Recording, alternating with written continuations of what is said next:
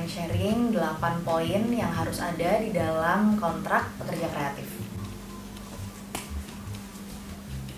Oke. Halo.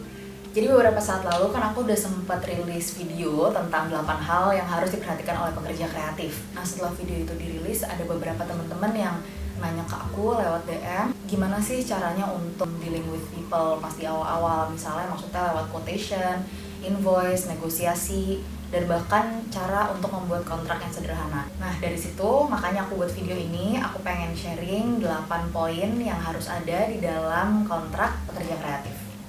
Oke, background story dulu. Sebagai sarjana hukum yang kebetulan aku tertarik banget dengan hak kekayaan intelektual dan seni, yang juga kebetulan aku foto dan video, ngambil gambar, aku akhirnya merasakan di lingkungan teman-teman pekerja kreatif kesadaran akan pentingnya kontrak itu masih sangat rendah. Aku tahu ini masih susah banget untuk diterapin karena aku pun kadang masih latihan lah untuk konsisten, untuk ngumpulin niat bikin kontrak.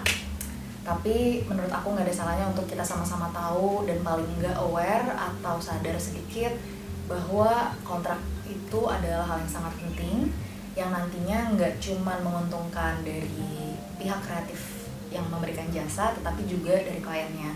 Dan suatu hari nanti kalau misalnya dibalik keadaannya kamu yang jadi klien dan kamu akan bekerja dengan pekerja kreatif lain, pasti akan lebih enak kalau misalnya sama-sama mengikuti ketentuan-ketentuan yang sudah disepakati. Maka dari itu, ayo kita belajar bersama-sama supaya kita bisa membangun lingkungan berkreasi yang lebih baik. Kontrak adalah suatu perjanjian yang dibuat oleh 2 orang atau lebih dan menciptakan kewajibannya masing-masing sesuai ditentukan di dalam kontrak. Poin nomor 1, ketentuan umum. Pasal pertama ini berisikan tentang ketentuan dasar. Siapa aja sih yang terlibat di dalam kontrak ini dan pekerjaan ini? Project apa sih yang sebenarnya lagi dikerjakan? Misalnya kalau seorang fotografer, oh ini adalah pekerjaan foto produk dan lain sebagainya. Nomor 2, jangka waktu dan berakhirnya perjanjian. Seperti judulnya, pasal ini untuk mencatat perjanjian ini dimulai dari kapan sampai kapan sih.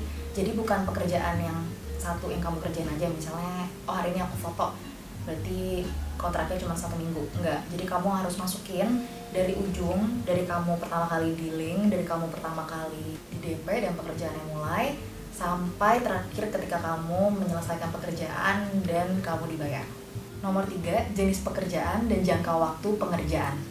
Dalam pasal ini kita mencoba menjelaskan apa sih pekerjaan yang akan kita lakukan. Ya, misalnya untuk seorang fotografer untuk mendapatkan 10 foto final, maka harus ada sesi foto dulu, lalu ada editing, lalu nanti baru si final foto itu. Selain itu, di dalam pasal ini kamu juga harus mencantumkan deadline yang sudah disepakati oleh kedua belah pihak. Jadi kitanya juga nggak boleh molor ya. Nomor 4, upah dan pembayaran. Nah, untuk pasal ini kita mencantumkan berapa upah yang harus dibayar dan juga cara pembayarannya. Misalnya kamu cantumkan juga nama, nomor rekening, dan juga ke bank mana, itu juga penting.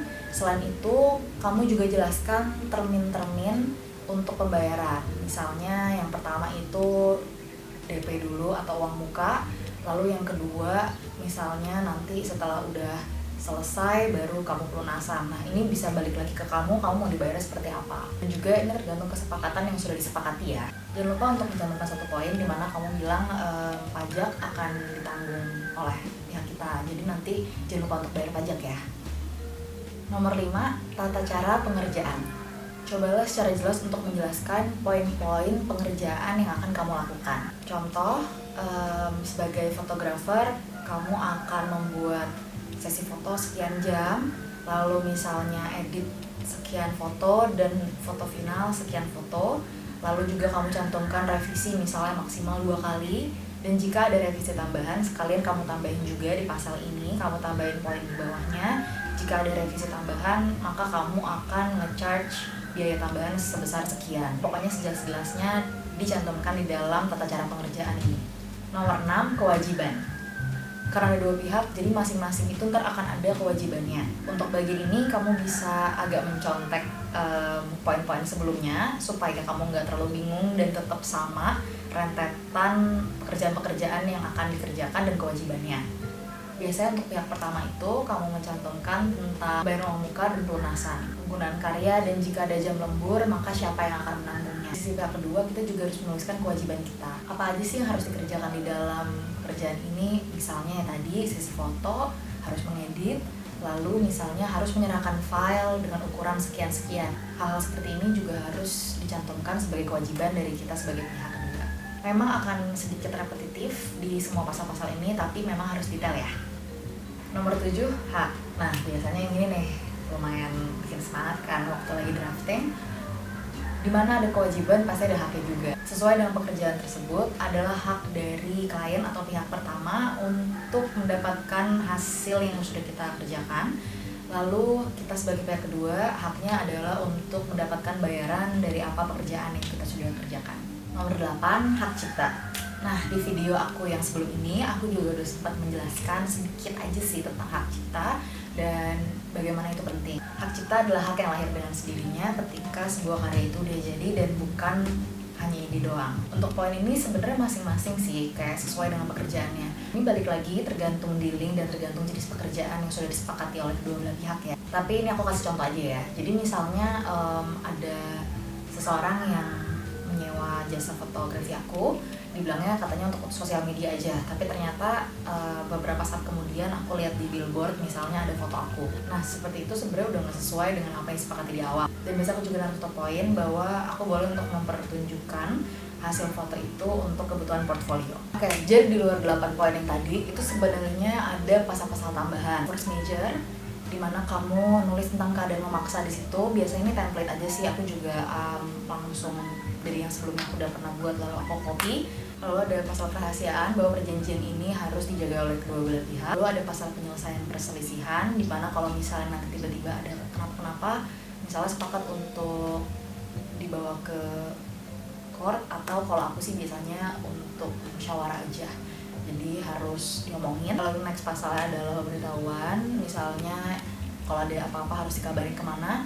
Dan pasal yang terakhir adalah pasal lain-lain, di mana kita menjelaskan bahwa kontrak ini adalah kontrak yang sah dan diatur sesuai hukum yang berlaku. Oke, jadi itu dia 8 poin penting yang harus diperhatikan dalam membuat kontrak sederhana. Semoga video ini bisa bermanfaat buat teman-teman. Kedepannya kita sama-sama bisa belajar. Semoga kedepannya kita bisa lebih sadar akan pentingnya kontrak yang kita kerjakan sebagai pekerja kreatif, apalagi untuk menciptakan tempat yang lebih baik buat kita semua. Jadi semangat. Jika ada pertanyaan boleh ditaruh di kolom komen di bawah. Thank you for watching. Jangan lupa like, comment, and subscribe.